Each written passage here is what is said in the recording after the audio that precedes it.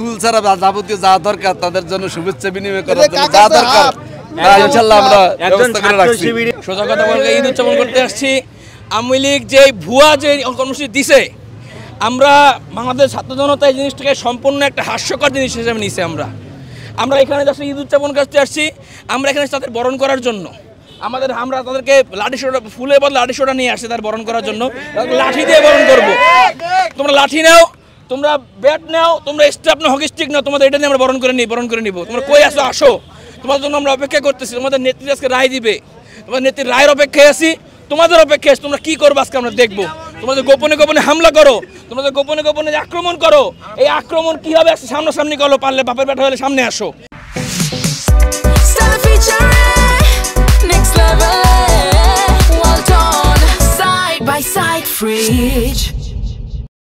আমরা আছি এখানে ছাত্র শিবির বাঁচিয়ে রাখা পর্যন্ত।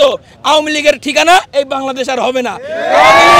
আওয়ামী লীগ হচ্ছে এমন একটা দল, বিগত 16 বছর, বিগত 17 বছরে, আর শুধু শিবির আর জামাত না, বাংলাদেশে আপামর জনতা, যেই জনতা মুসলিম ইসলাম প্রিয় জনতা, যারা মুখে আল্লাহর নাম নিলে সে মুখের উপরে এই জানোয়ারের দল প্রস্তাব করে দিছে, সেই আওয়ামী লীগ আবার নাকি লকডাউন দিছে। এটা হাস্যকর ঘটনা, হাস্যকর চিত্র আর হইতে পারে না।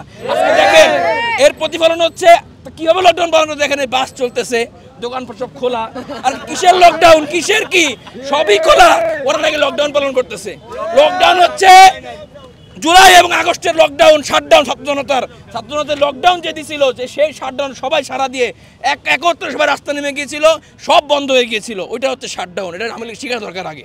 আমরা লকডাউন আছে এগুলো আমরা কোনো ঘোষণাকে আমরা তোয়াক্কা করছি না। আমরা এখানে আসছি মূলত যে ফ্যাসিবাদকে আমরা বিতাড়িত করেছি বাংলাদেশ থেকে, তারা যাতে বাংলার জমিনে আর কখনো কোনো পা রাখতে না পারে সেটাকে প্রতিহত করার জন্য আমরা আজকে এই 32 নম্বর অবস্থান নিয়েছি। আমরা যারা ছাত্র শিবিরের জনশক্তির আছি, জামাত ইসলামীর যারা আছে, আমরা এখানে শক্তভাবে অবস্থান নিয়েছি যে আমরা আমাদের যে জুলাইয়ের যে চেতনা সেটাকে আমরা উজ্জীবিত রাখছি। এবং এখানে বলা যায় যে আমরা এখানে আনন্দ উল্লাসের সাথে এখানে আছি।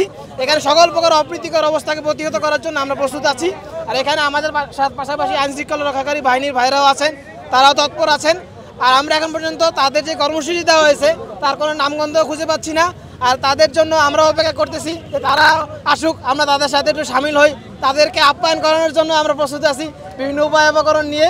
তো দেখা যাক কি হয়। আমরা এখন পর্যন্ত কারোর যেমন সাড়া পাই নাই। আমরা আছি এখানে জনগণকে সাথে নিয়ে। ইনশাল্লাহ জুলাইয়ের যেই চেতনা সেটাকে ধারণ করে আমরা ইনশাল্লাহ বাংলাদেশে ন্যায় ইনসাফ প্রতিষ্ঠা করবো ইনশাল্লাহ। নিষিদ্ধ ঘোষিত আওয়ামী লীগ, ছাত্রলীগ, যুবলীগ সহ যে সন্ত্রাসী বাহিনী আছে, যারা ইতোমধ্যে দেশ থেকে পলায়ন করেছে, তবে তাদের কিছু দোসর, তাদের কিছু প্রেতাত্মা এই দেশে এখনও রয়েছে। তারা অনলাইন মাধ্যমে, ফেসবুকে, ইউটিউবের মাধ্যমে তারা নানানভাবে উস্কানি দিচ্ছে এবং তারা নানান কর্মসূচি ঘোষণা করছে। আজকে ট্রাইব্যুনালেও একটি ঘোষণা আসার কথা, সেই বিষয়টাকে সামনে রেখেই মূলত তাদের এই তোড়জোড়। আমরা জামাত ইসলামী, ইসলামী ছাত্র শিবির এবং জামাত ইসলামের সাথে সংশ্লিষ্ট অন্যান্য সংগঠনগুলো একই সাথে দেখবেন যে সারা ঢাকাতে বা সারা দেশে 8 দল বিভিন্ন কর্মসূচিতে তৎপর রয়েছে। এবং আমরা আজকে ধানমন্ডি 32 নম্বরে অবস্থান কর্মসূচি গ্রহণ করেছি ধানমন্ডি থানা জামাতের পক্ষ থেকে। এবং একই সাথে এই ধানমন্ডিকে ঘিরে আমাদের জামাত ইসলামীর পার্শ্ববর্তী যতগুলো থানা আছে, ধানমন্ডি, নিউ মার্কেট, কলাবাগান, হাজারিবাগ, কামরাঙ্গীর চর, এই সব থানা দায়িত্বশীলরা আমরা চারপাশে অবস্থান গ্রহণ করেছি। এবং এখানে যেন কোনো নাশকতা সৃষ্টি করতে না পারে, কোনো দুর্ঘটনা ঘটাতে না পারে, এ ব্যাপারে আমরা সজাগ রয়েছি এবং অবস্থান গ্রহণ করেছি। আমরা মনে করছি যে সন্ত্রাসীদের ঠেকানোর জন্য প্রশাসন তৎপর রয়েছে, তার পাশাপাশি প্রশাসনকে সহযোগিতা করার জন্য আমরা জনতাকে সাথে নিয়ে অবস্থান গ্রহণ করেছি।